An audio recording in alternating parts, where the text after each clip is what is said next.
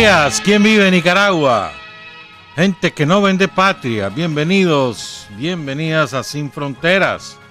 Hoy es miércoles 20 de octubre de 2021, quedan apenas 18 días para las elecciones generales. Con Carlos José Hurtado y con Ismael Urbina, cuando son las 6 de la mañana con 30 minutos.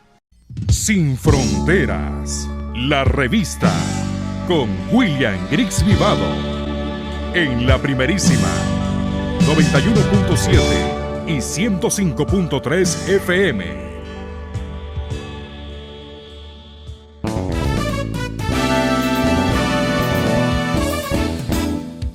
Sin fronteras para decir la verdad, sin fronteras trabajar, avanzar, combatir, vencer, sin fronteras.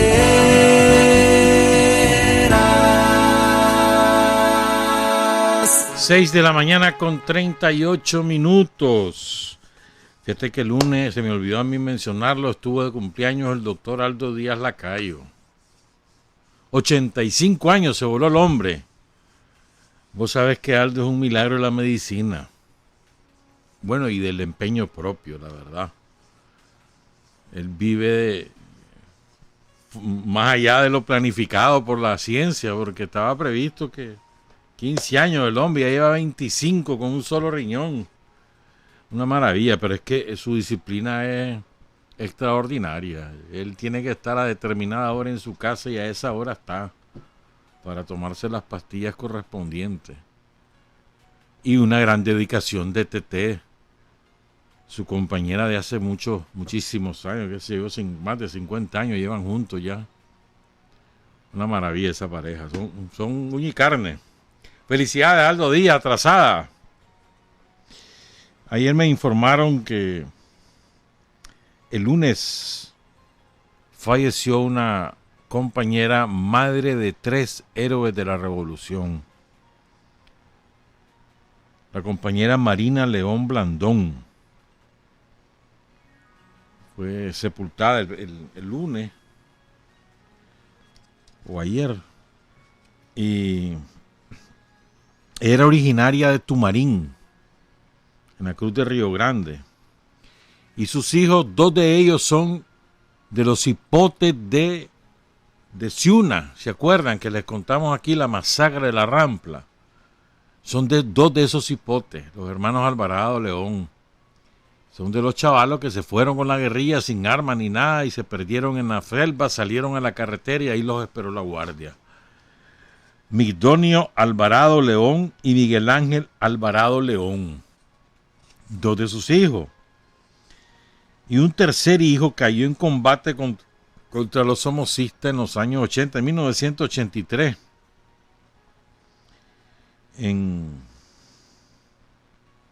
También en Ciuna. En los años 70, en la guerra contra Somoza, cayó un hermano de ella, en la ciudad de León, el compañero Matilde León. O sea, ella era representante de la estirpe de la familia sandinista, ¿verdad?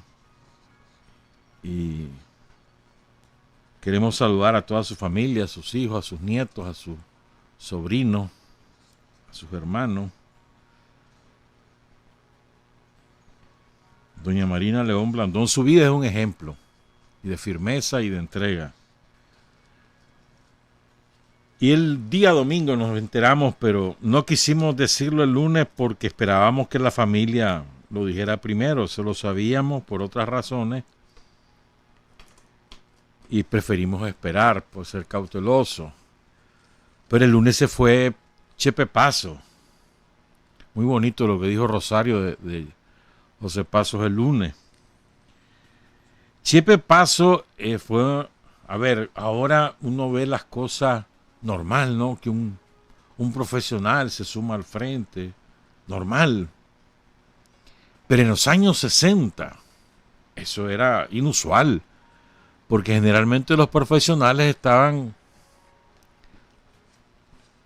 y digamos, incorporados al sistema somocista por la vía de los ingresos, por la vía de la ideología.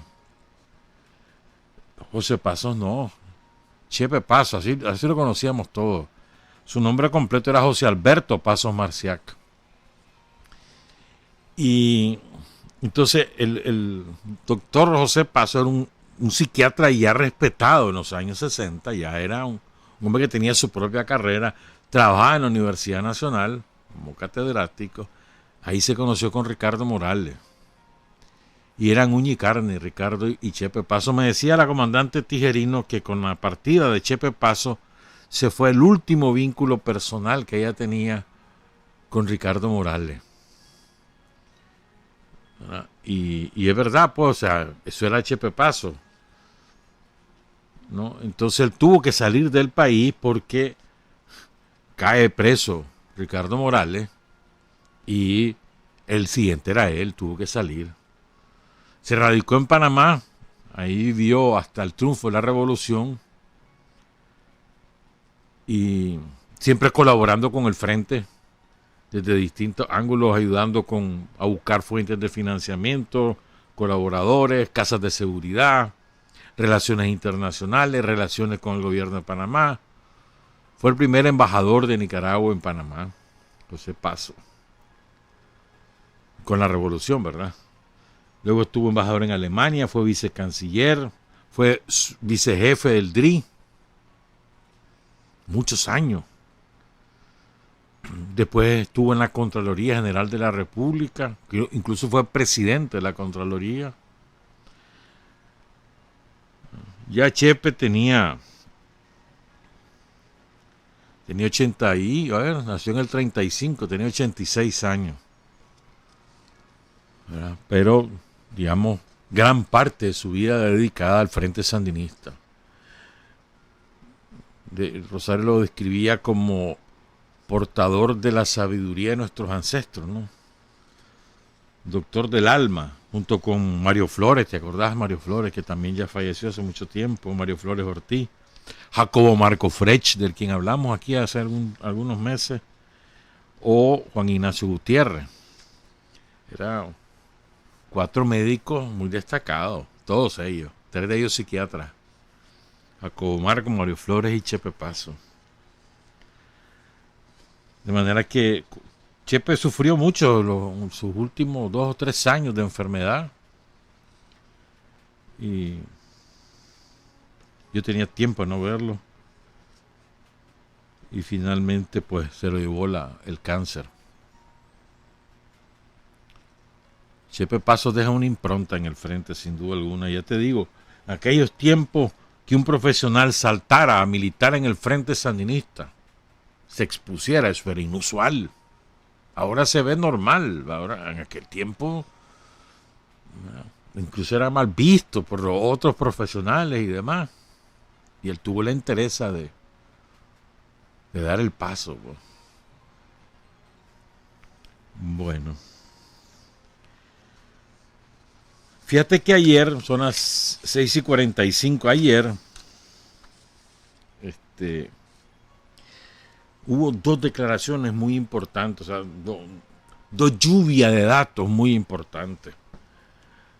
Porque nosotros, o sea, vivimos aquí y a veces es tan intensa la vida en Nicaragua que no nos percatamos de la enorme cantidad de cosas que hace la revolución en Nicaragua. Es una cantidad estratosférica.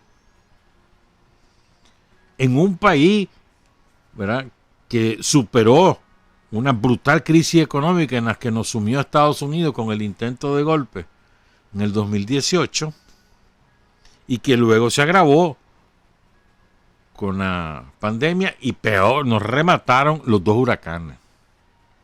Y en ese país la cantidad de obras que se hacen todos los días es una cosa, ya te digo, estratosférica. Calles para el pueblo, casas para el pueblo, centros de salud remozados, construidos nuevos o escuelas nuevas, la puchica, carreteras. Hoy se va a inaugurar la carretera Guapí. Eso era impensable hace 5 años. Impensable. Esa es una zona, era una zona totalmente perdida en el mapa. Se tardaba días en llegar desde el Rama. Ya tienen una carretera pavimentada, hermano. Rumbo al Tortuguero. Entonces yo quería resumir, bueno, a partir de lo que dijo la doctora Sonia Castro al informe Pastrán, al colega Adolfo Pastrán. Todo lo que la doctora Castro, que es la asesora para temas de salud de la Presidencia de la República, ella se tiró todas las obras que se han hecho este año y las que están previstas. Entonces, cuando vos lo ves todo reunido en una sola, en un párrafo, vos decís, a la gran puchica. Fíjense, este año, yo no te estoy hablando de los 14 años de Daniel, este año, 100 obras, más de 100 obras de infraestructura, o sea, de edificios, de equipamiento en el sector salud. 3 hospitales primarios, Los Chiles, Quilalí y La Mina Limón. Cada uno de ellos, $5 millones de inversión en cada uno. ¿Verdad? Están en ejecución 29 obras más, 29 obras medianas y grandes. Estamos hablando del hospital de Chinandega, que ya está en los detalles finales, lo entregan en un par de semanas máximo. El hospital Luis Alfonso Moncada de Nueva Segovia, que es el departamental de Nueva Segovia, en Ocotal.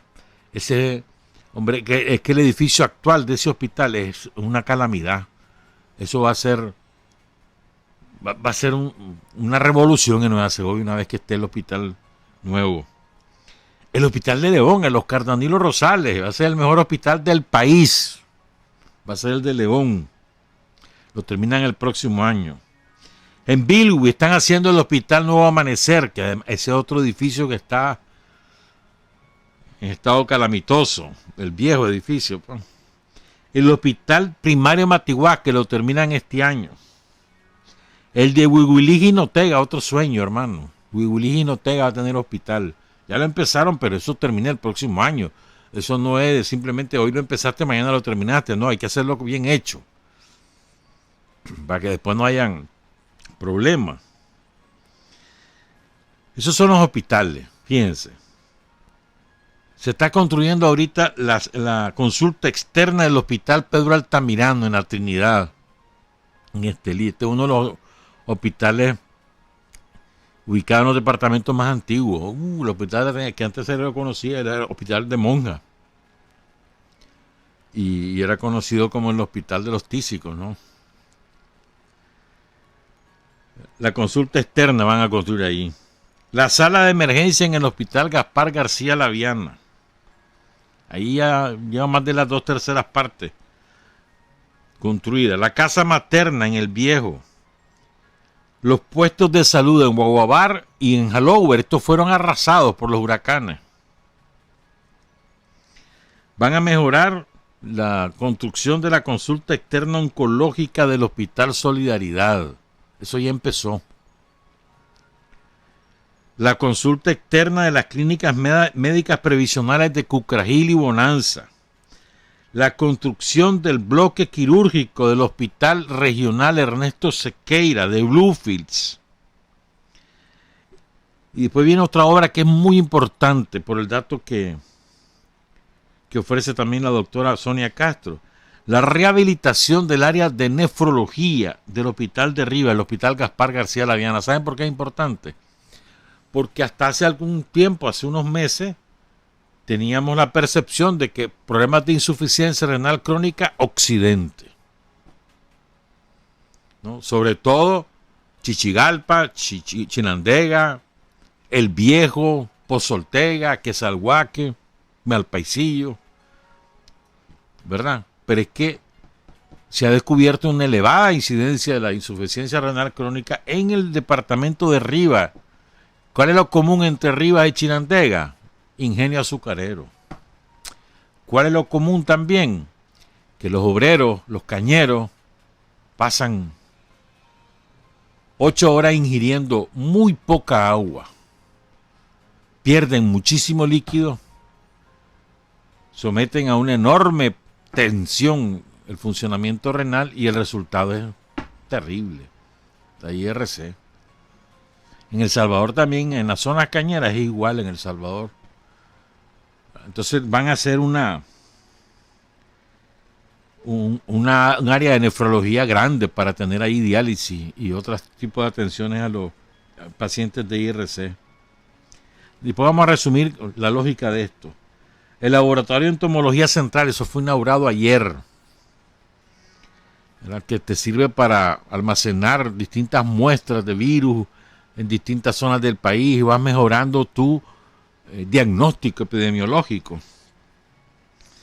Están rehabilitando el pabellón de hospitalización infantil en el Hospital La Mascota, que esa es una obra simbólica, ¿no? Tiene una gran carga emotiva el Hospital La Mascota por todo lo que significó en los años 80. Están rehabilitando el Hospital de Prinzapolca, van a reemplazar el Hospital de Huaspán, que ambos fueron dañados por los huracanes. Y esto ya empezó, el Centro Nacional de Dermatología, lo que se conocía como el Hospital Dermatológico. Y esto va a ser muy importante. Vos sabés, ese hospital es una maravilla. Ahí con todas esas condiciones que no son buenas condiciones porque se ha deteriorado durante, ¿cuánto tiene ese edificio? Como 50 años. Pero el personal es muy bueno. Ahí está el doctor Andrés Zamora, por ejemplo, que es probablemente el mejor dermatólogo del país. Pero la atención es de primera, generalmente rápida, a veces está saturado, pero generalmente rápida. Buena atención, a veces hay ahí como en todos lados, ¿no? Algunas personas que andan de mal humor ese día y tratan mal, pero eso es excepcional. En general es muy buena atención. Entonces ahí van a dejarlo caché al centro dermatológico. Tienen problemas en la piel, no lo duden, vayan al dermatológico. Tiene área de emergencia además. Y ahí es atención de primera calidad, gratuita y con médicos expertos, hermano. Otra, y después anunció la doctora Castro que ya tienen los reales, el gobierno ya tiene los reales garantizados para rehabilitar un puesto de salud que está dañado en todo la Riva, para ampliar el hospital Luis Felipe Moncada en San Carlos, Río San Juan. Y ya tienen en obras de diseño y en licitación otras 49 obras. 13 son nuevas, incluyendo el Hospital Pastor Jiménez en Jalapa, que ahorita se le dice hospital, pero más bien es pequeñito, pero en Jalapa eso va a ser importantísimo. Y va a conservar el nombre de Pastor Jiménez, un colaborador del Frente de la Guerrilla, el Frente Sandinista asesinado por la Guardia. Tenemos pendiente de dar esa biografía, ya nos la prometieron desde Jalapa. Pero Jalapa, vos sabés que es el municipio más poblado de Nueva Segovia y va a tener su hospital. Ya están en el diseño y la preinversión. El Hospital Aldo Chavarría, donde estaba el viejo Hospital Belespay, va a ser el Aldo Chavarría, que ese es otro hospital que con muchas limitaciones en ese edificio que tiene y hacen un gran trabajo también. Ya están a punto ya de adjudicar la obra porque ya está licitado. Están licitando el hospital primario de Gualala, el Fidel Ventura. ¿Verdad? Están licitando la construcción del hospital departamental de Nueva Guinea, otra zona muy poblada que carece de hospital. Y ya están haciendo el diseño y la preinversión del hospital departamental de Ciuna. Y empezaron el hospital departamental de Masaya, ¿verdad? Ya llevan 4 meses trabajando ahí. Están en la preinversión para Nagarote. Nagarote necesita ese hospital. Fíjate que Nagarote está a 45 kilómetros de Managua y a 35, 40 de León. Entonces, la hospitalización de un paciente de Nagarote es complicada. Van a tener su propio hospital y le va a servir a la Pacento de paso. Aunque se pongan bravos los de la Pacento, hay rivalidad. Van a ampliar el hospital de Juigalpa y la clínica médica previsional para atender a los asegurados del INSS en Juigalpa. Y habrá nuevos puestos de salud como el Emiliano Pérez Obando en Paiguas, en la Barra de Prinzapolca y en la Laguna de Cucalaya, entre otros. Eso es un resumen que hizo la doctora Castro. Entonces digo yo, o sea, todo eso se hace aquí y a veces no asumimos o no nos enteramos o lo oímos y lo dejamos pasar la envergadura de lo que esto significa en términos políticos. Por ejemplo, en términos políticos es la prueba de que la obra de la revolución valora en primer lugar al ser humano, la calidad de vida, la vida misma de los seres humanos de los nicaragüenses. Y por eso ya se toman esas inversiones en salud. ¿No? Es decir, el ser humano colocado en el centro de las políticas públicas y como resultado de esa lógica, tener la inversión en salud, que es una cosa, repito, el adjetivo estratosférica. ¿No? O sea, yo me acuerdo, pues hace 15 años, el calvario que era para un paciente de IRC la diálisis. Y ahora hay posibilidades de aplicarte la diálisis en muchos lugares. Antes solo era Managua, ahora está Chichigalpa, está Chinandega, está León. Aquí en Managua hay varios lugares. Ya ves, Rivas, por ejemplo, pues. Y la IRC es una enfermedad de las más malditas que hay, ¿viste? De las más malditas. Cuando ya el paciente está en estado terminal, hermano, el sufrimiento de ese paciente y de la familia es inenarrable. Es inenarrable. Muy triste. Una enfermedad maldita. Bueno, todas las enfermedades son malditas, pero esa en particular. En términos económicos, esto es una inversión. Esta es una, ¿cómo te dijera yo? Una inyección de una enorme cantidad de dinero al mercado, o sea, que comienza a circular. Se compran materiales de construcción, se pagan salarios. Si pagas salario, esas personas compran comida, pagan energía eléctrica, salen a entretenerse o a divertirse, consumen combustible, entre otras cosas, pues, compran ropa. Hay una circulación, una inyección al mercado, enorme, además enorme. Solo imagínate, cada uno de los 3 hospitales que hasta ahora se han hecho este año, $5 millones cada uno de ellos. Entonces, en términos políticos, en términos económicos, calidad de vida. O sea, es impresionante. Voy a escuchar a la doctora Castro y la oí, chocho, hermano, y todo esto. ¿No? Y lo que falta, porque los próximos 5 años van a ser mucho más intensos en todo este tipo de inversiones. Y lo otro, son las 7 de la mañana en punto. Y lo otro fue, ayer dieron a conocer el censo agropecuario, que quizás para los que vivimos en la ciudad resulta de menor importancia, porque vivimos en la ciudad, vivimos de ellos, vivimos del campo, y no le ponemos mente. Es absurdo, somos absurdos, los que vivimos en la ciudad somos absurdos. O sea, si aquí nos da de comer el campo, hermano, el campesino nos da de comer, el ganadero nos da de comer. No somos nosotros los que mantenemos el país, son los campesinos los que mantienen este país. Y miren cómo es importante este censo. Vos sabés lo que es censar las reses, el ganado, pues. Sean reses, vacunos, ovejas, caballos, gallinas, chancho, chompipe, patos, todo eso lo censaron. Lo que eso supone, ¿no? El esfuerzo que supone realizar esa actividad. Eso no es chicha, hermano. Y después computar esos datos. Y después de computarlo, estudiarlo. ¿No? ¿Cuál es nuestro gran problema como país? Nosotros no hemos logrado pegar el salto a la industrialización. Ese es nuestro gran, eso requiere una inversión muy importante. Aquí los empresarios son buenos para las tapas, para robarte los reales o para salirse a pasear, pero no para invertir en cosas como esta.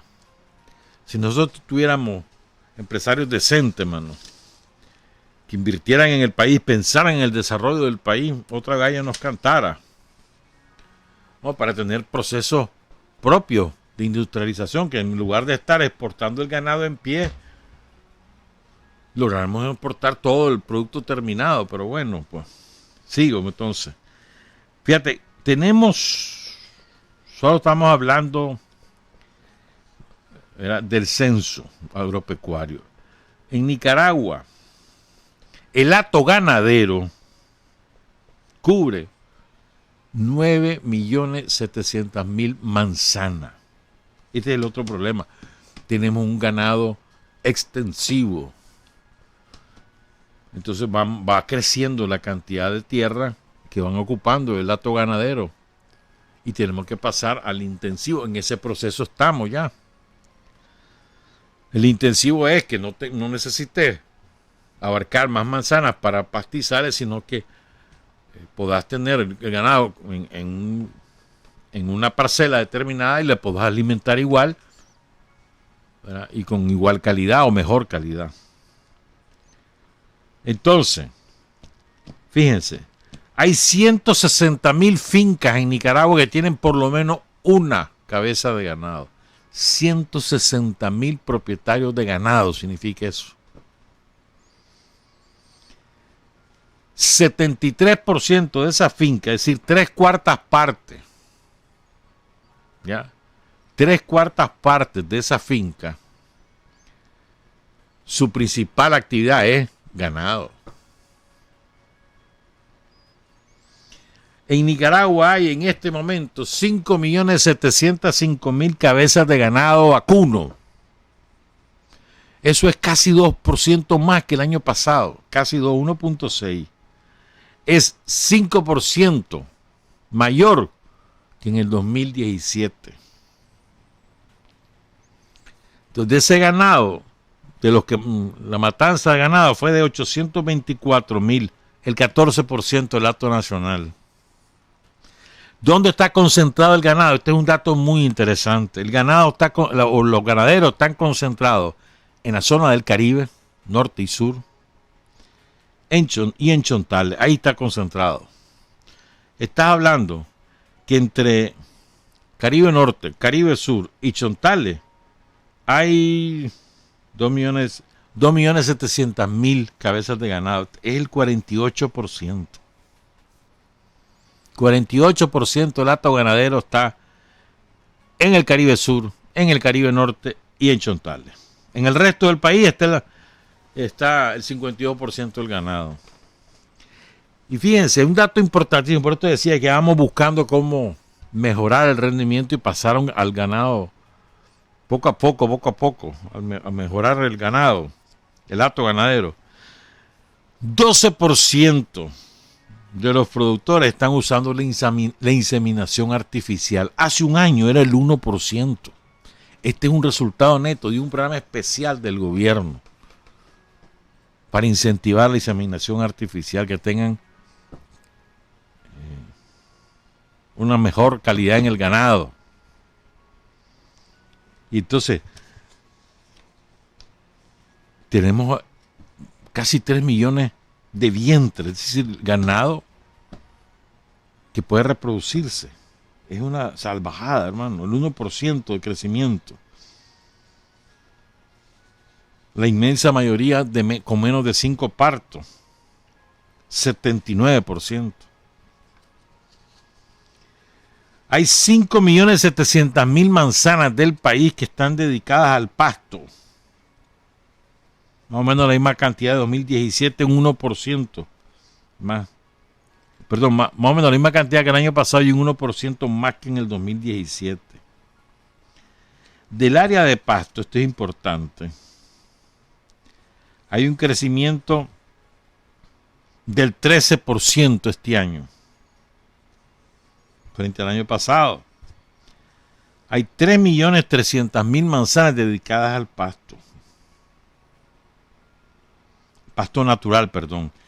Y 2.400.000 a pastos cultivados. Ese es un crecimiento del 17%. Esto es importante. pero apenas tenemos menos de una res por manzana para que se alimente. Este es el problema. Como un modelo de ganadería extensiva y por eso tenemos que frenar eso para no seguirnos comiendo los bosques. Esto es importante. Por eso toda esa estrategia de inseminación artificial, de mejorar el pasto, y un quiebre será la industrialización. El leche, fíjate bien, Nicaragua produce 4.200.000 litros de leche por día. 65% se vende en leche fría, sobre todo a las pasteurizadoras, ¿no? 32% para producir queso, quesillo, mantequilla, cuajada, etcétera. Y 3% para consumo de leche en las fincas. Pero ¿saben a cuánto le pagan promedio de litro de leche a los productores? Es una canallada. Apenas les pagan 8.44 córdobas por litro de leche. Y esta es una de las injusticias del mercado, ¿no? En cerdo tenemos casi 500,000 de cerdos en el país. 3% más que el año pasado. Ya al final vamos a concluir con esto. Ya vamos a terminar. La mayoría del hato porcino, del ganado de cerdo, está en el Caribe Sur, en el Caribe Norte, en Jinotega y en Matagalpa. 58% de los cerdos son menores de 6 meses, o sea, son lechones, hermano. El cerdo nacional abastece el 80% del consumo del país. 80%. Y el 11% de las familias productoras de cerdo en un año, hicieron inversiones para mejorar la infraestructura productiva, para mejorar las instalaciones que ellos tienen. Muy importante este dato. Huevos. Las gallinas, pues. ¿Dónde hay mayor cantidad de gallinas? Jinotega, Matagalpa, Caribe Norte, Caribe Sur y León. 54%. Hay un crecimiento de 9% de las familias que se dedican a las aves de corral. Hay 226,000 fincas. 226,000 fincas, 6 millones de aves. La mitad son pollos o pollas, 40% son gallinas y 11% son gallos y otras aves. ¿Cuáles son las otras aves? Chompipes, pato, ganso, gallina guinea.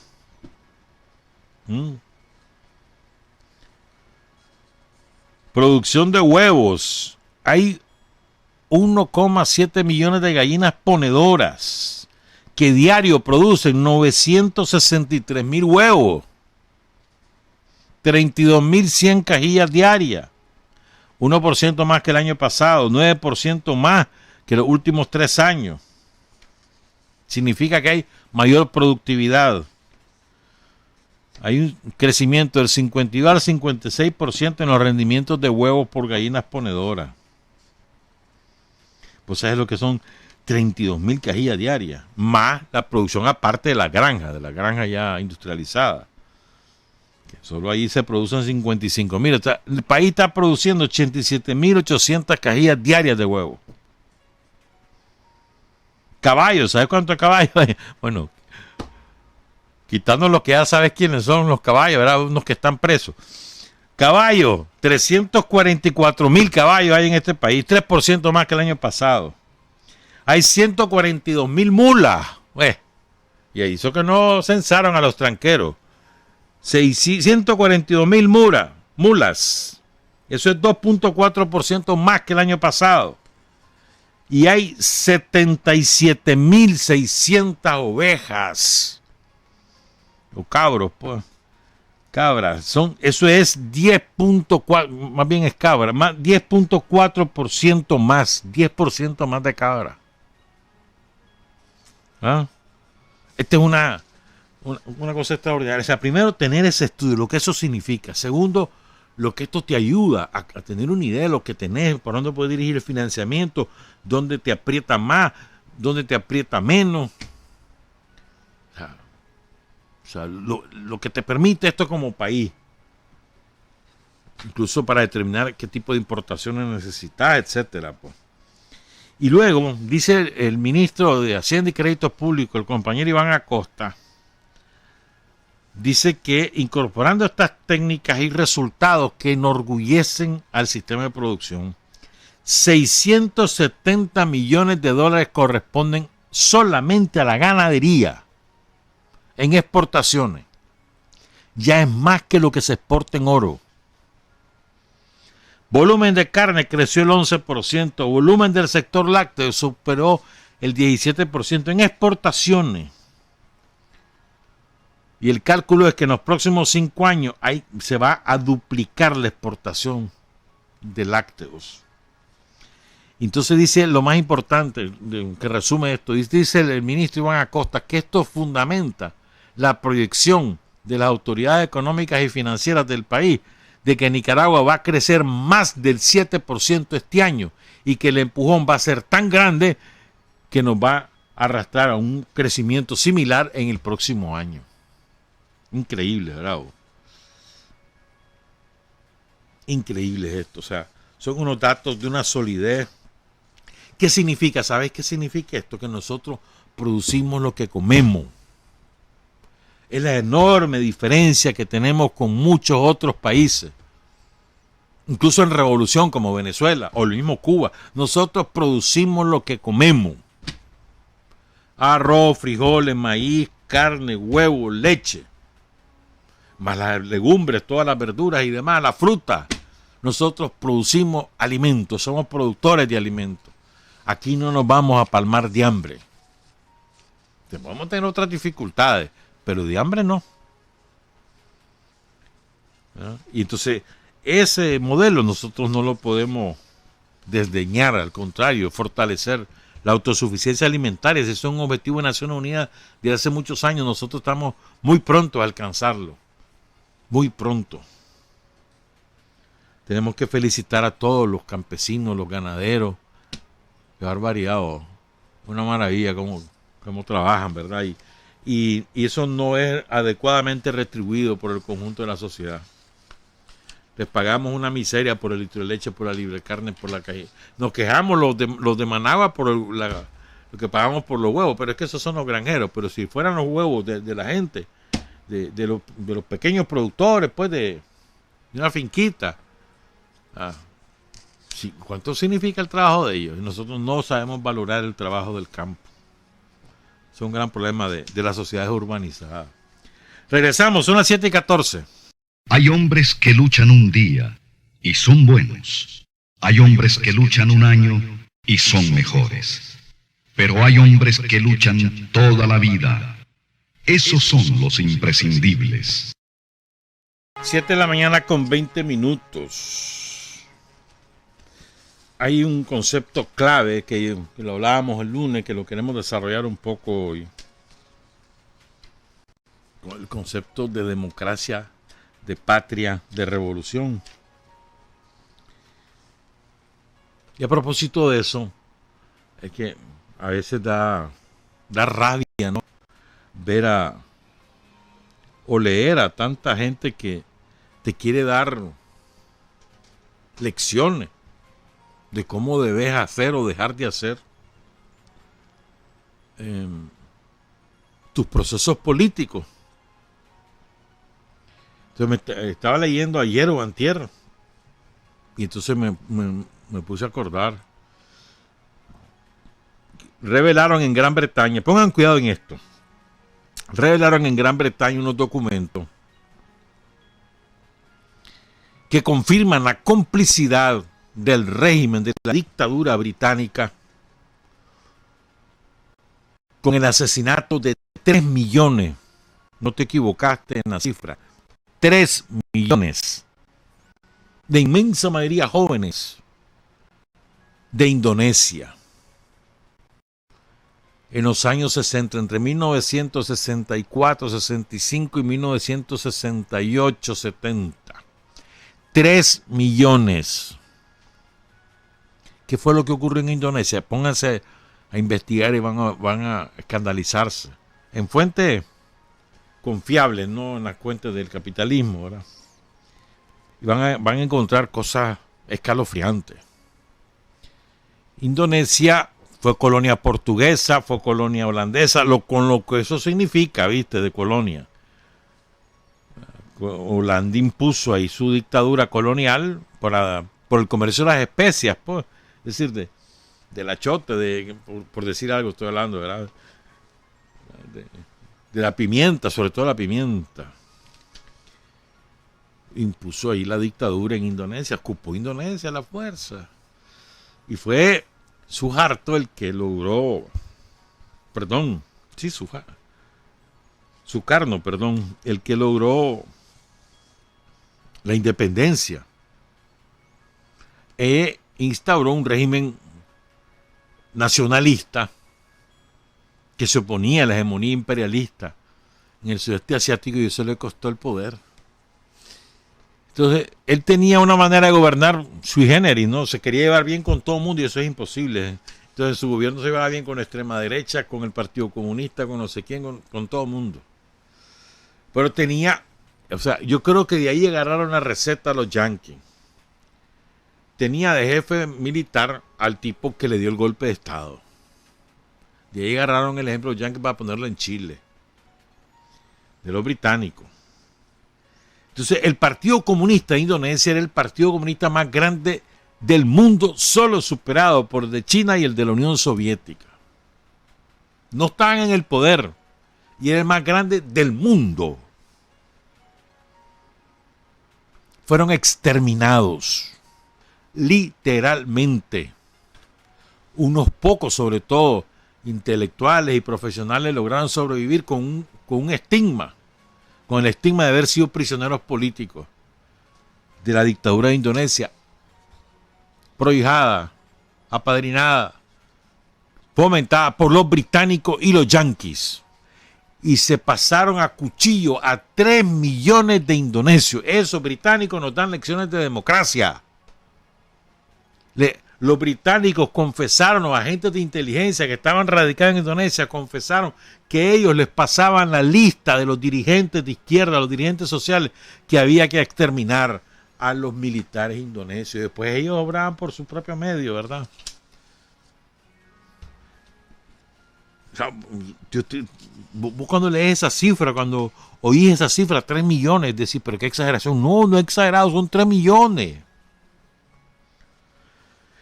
Y este individuo, ¿verdad?, que depuso a Sukarno, su nombre era Haji Mohammad Suharto, entonces se le conoció como el general Suharto, este maldito asesino.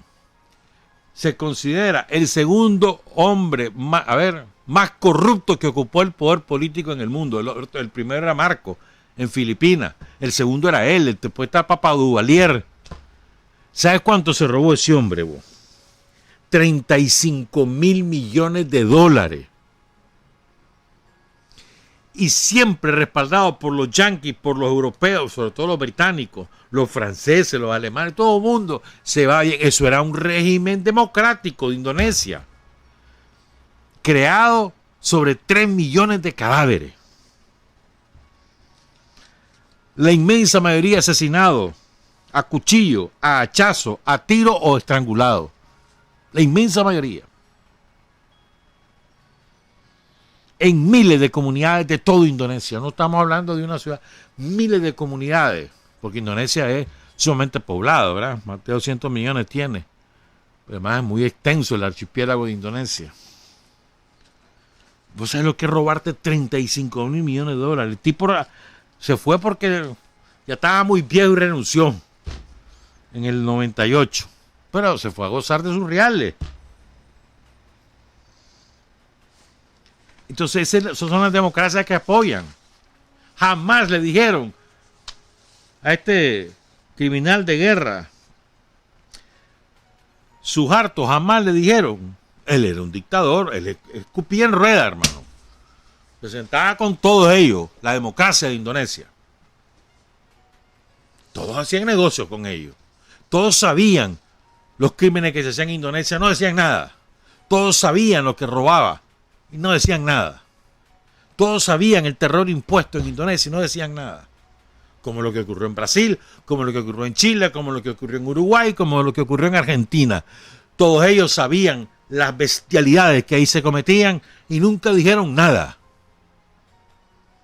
Solo imagínate la bestialidad que implica hacer una industria del secuestro de muchachas embarazadas para robarle sus bebés, que fue lo que ocurrió en Argentina y también en Uruguay. Eso es una atrocidad. Jamás fue condenado la dictadura militar de Argentina por ese hecho. ¿Me entendés? Y eran democracias, escupían en rueda en la OEA y en la ONU. Los recibían esos presidentes. Entonces nos recetan democracia al estilo de ellos. Y ese es su estilo. Mira, como ayer un vocero de China dio unas declaraciones muy interesantes. Él se llama, de apellido Wang. Muy interesante. Dice el vocero de la Cancillería china. La democracia no es un eslogan. No se debe usar la democracia como excusa para encubrir la propia incompetencia y fracaso en el gobierno y dejar que su gente pague un alto precio por una discriminación racial desenfrenada que agranda la brecha social y la brecha de riqueza. Y se está refiriendo a Estados Unidos. Pero la frase más salvaje es esta, oigan esta. La democracia no es un dogma. No se debe intentar convertir la democracia en Coca-Cola, que sabe lo mismo en todo el mundo, con un jarabe producido por Estados Unidos. Y privar a los países. O sea, no se debe intentar convertir a la democracia en una Coca-Cola y privar a los países del derecho y la libertad de explorar su propio camino democrático. Vos no podés hacer eso. Y despreciar con ello la diversidad de la historia, la cultura, el sistema social y la etapa de desarrollo de cada país. La democracia no es un pretexto para imponer la hegemonía. No se debe utilizar la ideología y los valores como herramientas para oprimir a otros países y promover la estrategia geopolítica, incitar la división y la confrontación en la arena internacional y hacer retroceder al mundo a la peligrosa era de la Guerra Fría. ¿Verdad? Hay otras cosas ahí, después las cuento. ¿Por qué te digo esto? Hombre, porque es que efectivamente yo creo que da en el clavo, Juan, el vocero de la Cancillería china. Es que no se trata de un dogma, es decir, de una cosa inamovible que es eso o nada más que eso y que cualquier cosa que no se parezca a eso ya no es. No es así. No es un dogma. Dogma que, por ejemplo, el dogma de Dios, ese es un dogma. La democracia no. El dinero lo han tomado como un dogma. No, hermano. La democracia es según. Y te voy a dar ejemplo. Mira, dice España que ellos viven en una democracia. Dice España que no puede elegir jefe de Estado. Y nos vamos a ir a los parámetros de ellos. España o Dinamarca o Suecia o Noruega, por citarte unos ejemplos, o Gran Bretaña, no pueden elegir su jefe de Estado, porque ese es hereditario de una familia que la parásita, que no trabaja, que la mantienen, que roban reales en nombre de los españoles, de los británicos, o de los daneses, o de los holandeses también, y de los noruegos, de los suecos, roban a nombre de ellos. Se quedan con los reales y nadie los puede juzgar. Ni siquiera puedes hablar mal de ellos en los periódicos, en los medios de comunicación, como pasa en España. No puedes hablar mal de ellos, eso es pecado. Te echan preso. Es verdad, está en la ley prohibido, ahí en España. Esa es la democracia de ellos. A ellos les gusta vivir así. Problema de ellos, hermano. La democracia de los españoles les impide reconocer su propia historia. ¿Cómo es posible que con una serie de televisión se están dando cuenta las nuevas generaciones de españoles que en España hubo una dictadura feroz, la dictadura de Francisco Franco, que terminó en el 75-78, terminó la figura de Franco. Pero esa dictadura se mantiene hasta hoy en día. Los vestigios del franquismo están intactos en España y no pasa nada. Ese es su problema. Ellos quieren ser franquistas, pues que sean franquistas. Problema de ellos. Pero que no me digan que yo también voy a hacer como ellos hacen. Ellos quieren vivir de espaldas a su historia, no quieren enterarse de los millones de asesinados por Franco durante 40 años de dictadura. Ese es el problema de ellos.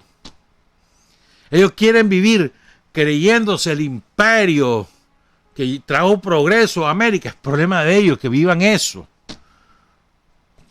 No es verdad, viven en una mentira. Pero no me vengan a mí a decir que yo tengo que vivir como ellos dicen.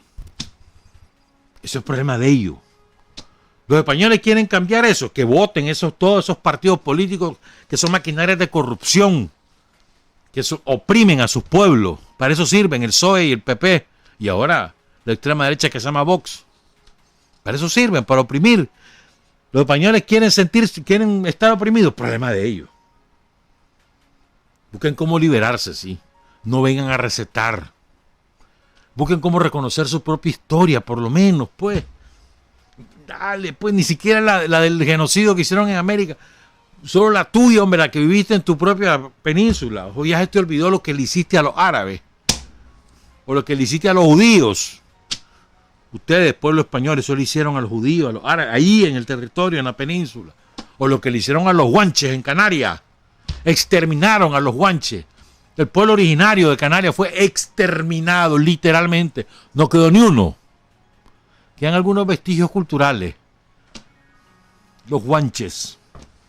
Hasta el idioma, todo eso se perdió. Digo, problema de ellos, sí. Ahí tienen que lucharla. Pero no me vengan a recetar, hombre. Que me van a recetar los franceses. Con todos los crímenes que cometen a diario en el África, diario, jefes de Estado asesinados a lo largo de los últimos 60 años allí en el África por los franceses. ¿Qué nos van a recetar? No te estoy hablando de los gringos, ¿viste? Ya los gringos usted lo conoce mejor que yo. Te estoy citando ejemplos de Europa que se las pican de democrático. Incluso ellos tienen el concepto de patria el concepto de patria de ellos es un concepto de patria para imponer, no solo a sus pueblos, sino para imponer a otros pueblos. Ese es su concepto de patria. Y su concepto de democracia es bastante particular. Para mí, para los sandinistas, creo yo también, en Nicaragua, patria es derechos sociales.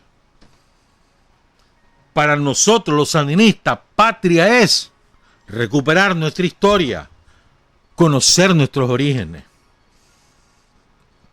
Para los sandinistas, para nosotros, en Nicaragua, patria es que la gente viva bien. Eso es patria. O sea, en Nicaragua vos no podés separar 2, 3 conceptos que están unidos por la obra del pueblo. El concepto de patria y nación está indisolublemente unido al de revolución. Sin revolución aquí no habría ni patria ni nación. La revolución, por eso es que decimos, la bandera rojinegra rescató a la bandera azul y blanca, porque sin la revolución aquí ya no existiría la nación nicaragüense. Seríamos un Estado libre asociado, como le ha tocado al pobre pueblo de Puerto Rico vivir durante los últimos casi 20 años, más de 120 años, o seríamos ya anexados a los yanquis. Sin la revolución. La revolución es la que permite, por primera vez en nuestra historia, construir una nación y darle un sentido a la patria, el sentido de la justicia social. No puede haber patria sin justicia social, hermano.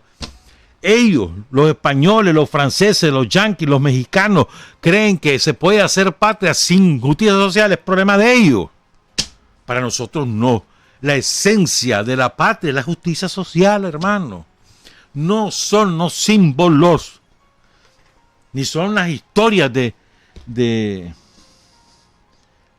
supuestos grandes personajes de la política nicaragüense. No, hermano, es la obra del pueblo, que tiene que desembocar en justicia para sí mismo y que nunca había podido lograrlo sino es a partir de la Revolución Popular Sandinista que triunfó el 19 de julio de 1979, que además es la culminación de la obra que inició Sandino, y Sandino a su vez siguió a Celedón. ¿Me entendés? O sea, pero el concepto de patria en Nicaragua vos no lo podés separar del concepto de revolución. Es imposible. Porque es la revolución la que le ha dado sentido al concepto de patria. Y el concepto de patria, en tanto la patria está protagonizada por los seres humanos. La patria somos los seres humanos que hacemos cosas, que tenemos historia, que tenemos una manera de ser, de comportarnos, una manera de comer, que tenemos un espacio físico, que es este territorio, la naturaleza. Esa es parte de ese concepto de patria. Pero sin seres humanos no hay patria. No hay. Entonces, patria, nación, revolución, son conceptos que están íntimamente vinculados. Ninguno de esos dos conceptos, ni patria ni nación, podrían ser realidad sin la revolución. La revolución, sin el pueblo. El pueblo es el que le dio contenido a ambos conceptos. ¿Verdad?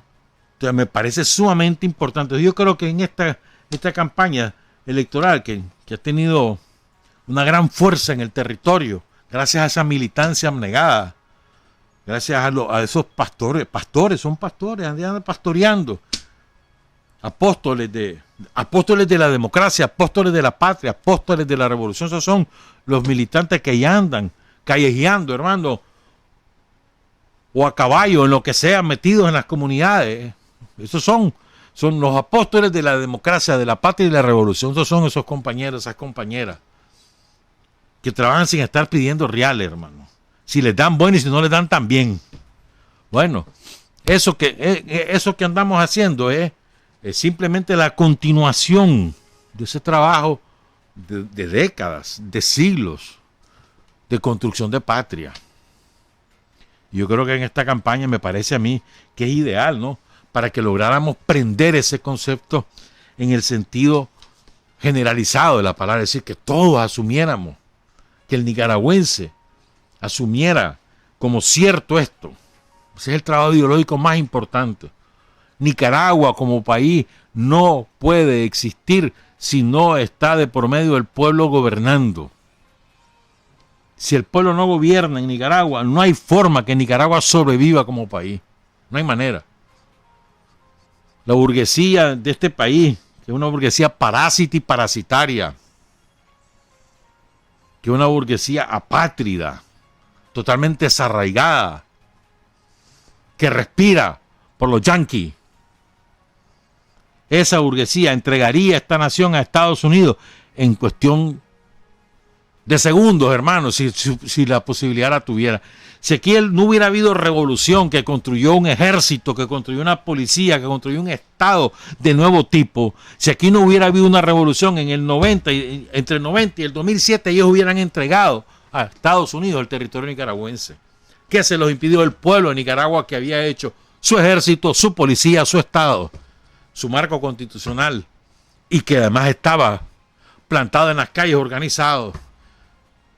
¿Qué se los impidió? El Frente Sandinista de Liberación Nacional como instrumento del pueblo de Nicaragua. Eso fue lo que se los impidió. De lo contrario, hermano, ahorita seríamos ciudadanos de tercera categoría de los yanquis, como le pasa a los pobres puertorriqueños, aplastados por el poder militar yanqui, abandonados a su suerte. Ahorita tienen una crisis de energía eléctrica, unos apagones de todos los días, después de los huracanes que arrasaron con la isla, que le valió al poder federal de Estados Unidos. Privatizó la distribución, se la dio a otra empresa, a una empresa privada, y ese es un desastre. Y los pobres puertorriqueños ni protestar, porque de nada les sirve protestar. La única manera es que lograran su independencia. Así estaríamos nosotros. ¿Qué sería de Cuba sin la revolución de Fidel? Hace tiempo lo hubieran anexado, como era la aspiración de los yanquis desde principios del siglo XIX. Como era la aspiración de los yanquis desde principios del siglo XIX, anexar toda Centroamérica y México a su territorio porque la consideran parte de ellos. ¿Me entendés? Y tienen traidores metidos en cada país que se encargan de difundir su ideología y de difundir la imposibilidad de nosotros como pueblo de salir adelante sin ellos. Esa es su gran obra. No, hombre, vos sin los gringos no sos nada. Te enseñan eso. Espérate, no te pelees con los gringos que te van a pegar. Avión.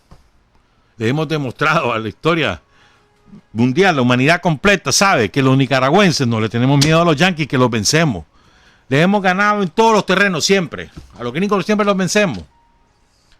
Vencimos a sus tropas, Sandino los venció. Pusieron al marino, es cierto, duró 45 años, pero lo expulsamos. Lo sacamos a Somoza, le ganamos la pelea. Nos metieron a los somocistas armados, los entrenaron, los financiaron, nos abastecieron, metieron una guerra psicológica en el pueblo y le ganamos esa guerra en los 80. Nos costó, claro que nos costa vida, si es verdad. Vida, destrucción del país, tristeza, claro que sí, pero no lograron anexar Nicaragua. Los vencimos. Después nos quisieron erradicar de la política nicaragüense durante los años 90. Eso es lo que querían. De su parte el frente no existiera. O si existiera sería un PSOE más, una vergüenza más para lo que se autodenominan izquierda. Eso querían y no pudieron, los vencimos. Con el frente sandinista a la cabeza. ¿Y quién dirigía el frente durante todos esos años? Daniel Ortega, hermano. Y lo vencimos. Se recuperó el poder y eso fue una obra de Daniel. La estrategia pensada por Daniel a lo largo de los 98 hasta 2006. Estrategia de él. Y lo logró. Regresó al frente, al poder. Y hoy en día, mira todas las que nos han hecho, las que nos siguen haciendo y las que nos preparan a hacer.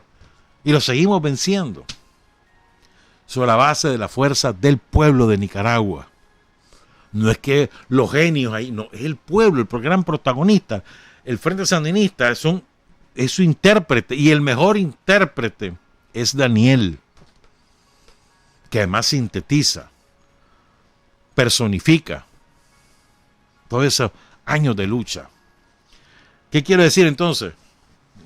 En resumen, en fin de cuentas, en mi opinión, pues, vos aquí en Nicaragua, en nuestra Nicaragua, en esta realidad, en estas condiciones, los conceptos nación, patria, revolución son parte de uno mismo, el ser nicaragüense. Los nicaragüenses somos patriotas porque somos revolucionarios, somos nación porque tenemos revolución. Y no es al revés. Sin la revolución aquí no habría nación, sin la revolución aquí no habría patria. El sentido de la patria es la justicia social, que es lo que construimos. Eso que les contaba de los hospitales, por ejemplo, y eso que no hemos contado, lo de las escuelas, que eso es otra obra gigantesca.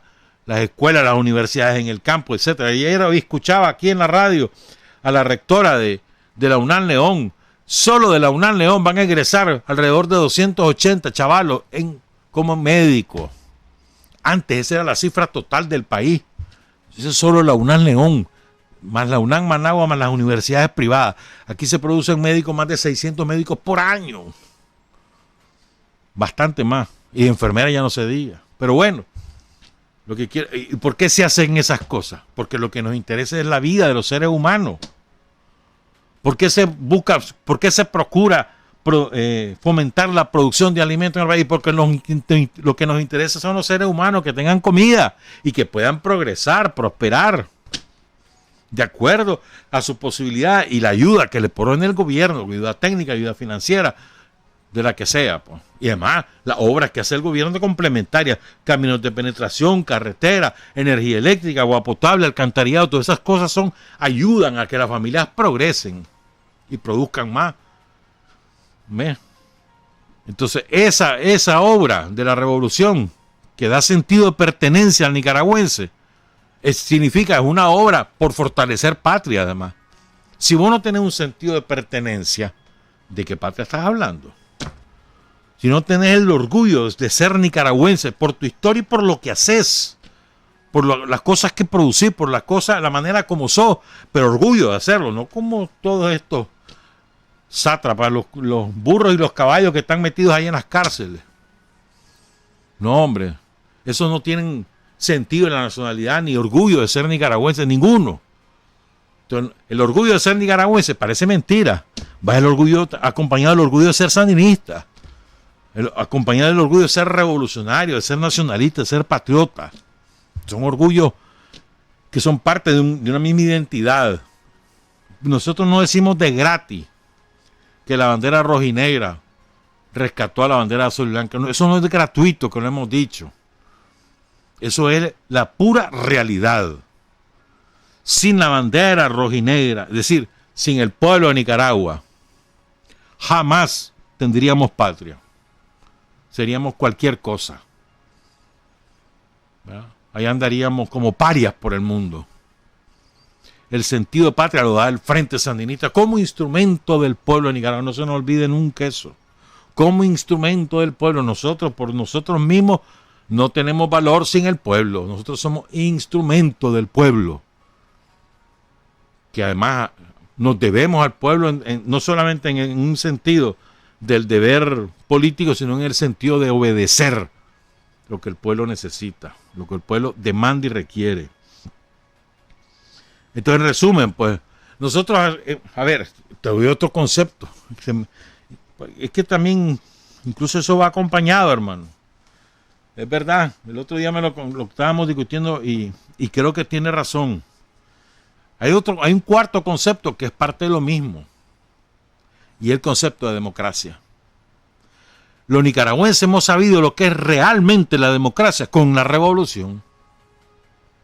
Nosotros hemos construido democracia con la revolución.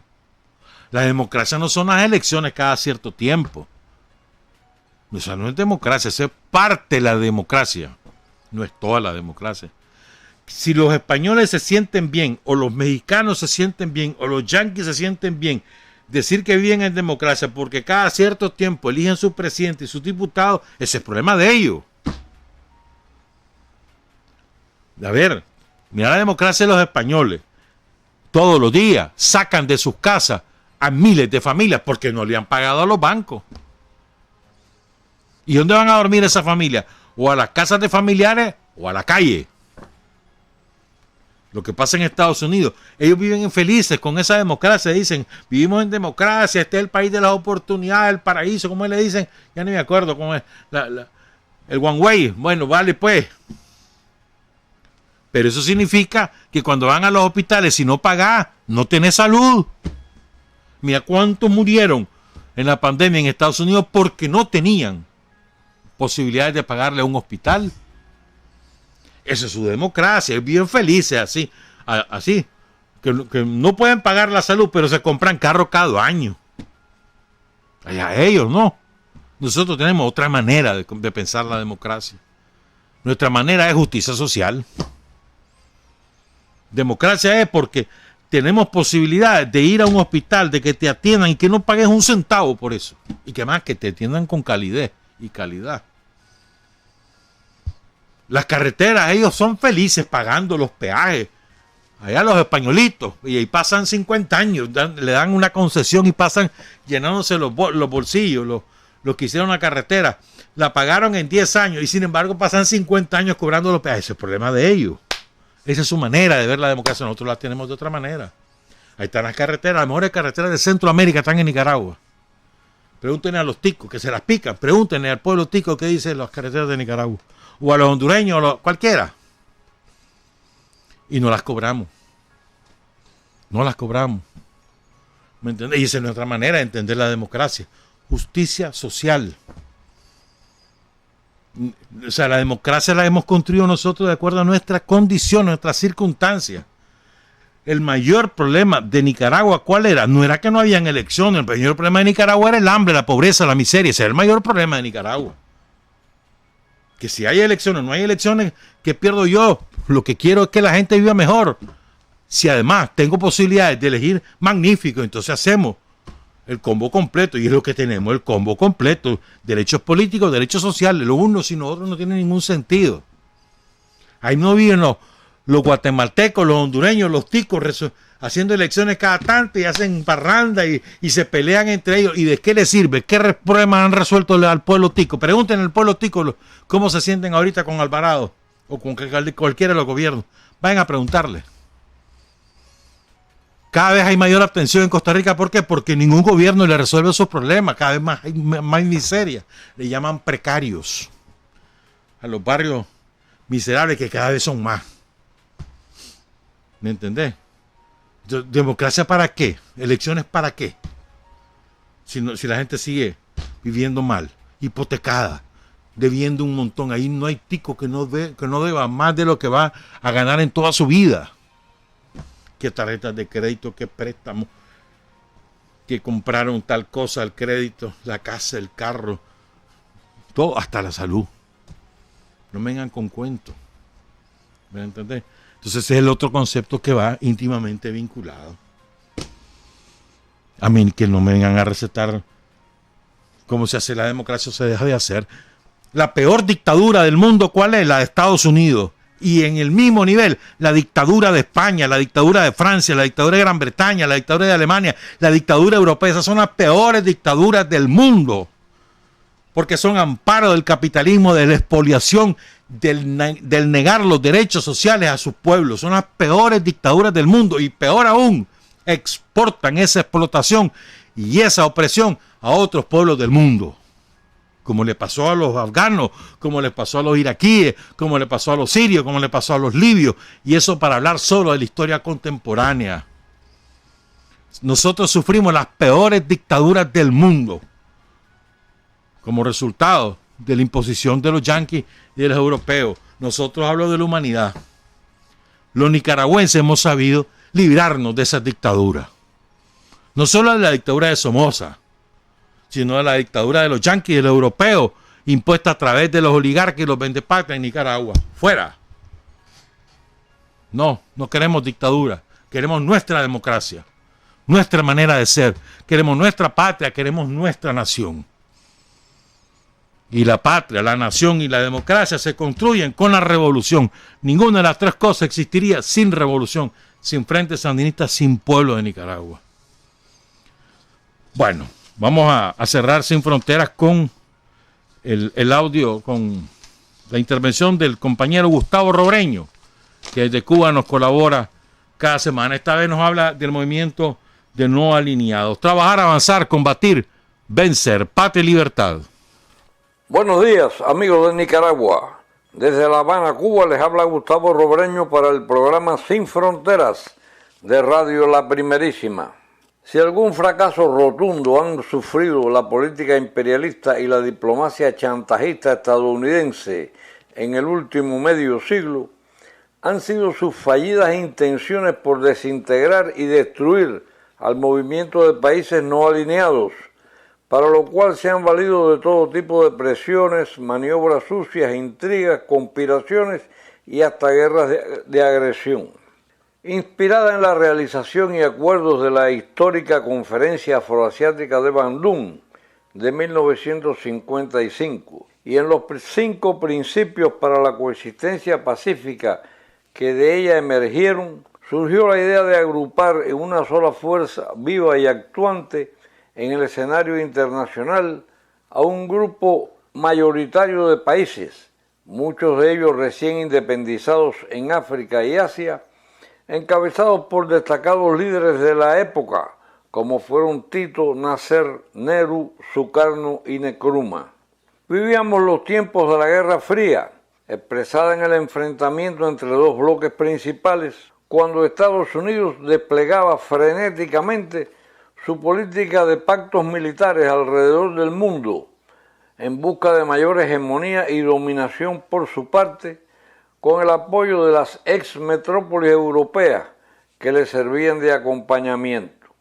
La aparición del movimiento de países no alineados en el panorama mundial y en el seno de las Naciones Unidas y sus agencias especializadas, rompió la estrategia imperial y la obligó a contar con la presencia de ese nuevo conjunto de países independientes que exigían relaciones de cooperación y hasta de amistad, pero con respeto mutuo y no intervención en la inmensa mayoría de sus componentes.